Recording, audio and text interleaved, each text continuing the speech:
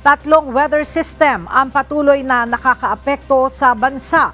Ayon kay Obet Badrina, weather specialist ng Pag-asa, ito ay ang hanging amihan na nakakaapekto sa Hilagang Luzon.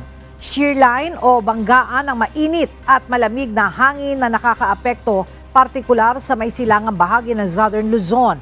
At ang low pressure area o LPA na dating bagyong Cherubin na ngayon ay malapit na sa lalawigan ng Camiguin sa may bahagi ng Northern Mindanao. Ayon sa Pag-asa, posibleng muli itong lumakas at maging bagyo sa darating na linggo. Dahil sa LPA, magiging maulap ang kalangitan na may kalat-kalat na pag-ulan na may thunderstorms sa Visayas, Mindanao at Palawan. Magiging maulan naman sa Bicol Region, Quezon Province at nalalabing bahagi ng Mimaropa dahil sa shear line. Asahan ang posibleng landslides at flash floods. Samantalang magdadala ng mga pag-ulan at maulap na kalangitan ang hanging amihan sa Cagayan Valley, Cordillera Administrative Region at Aurora. Bahagya hanggang sa maulap na kalangitan na may paminsan-minsang mahinang pag-ulan ang mararanasan sa Metro Manila at nalalabing bahagi ng Luzon dahil pa rin sa amihan.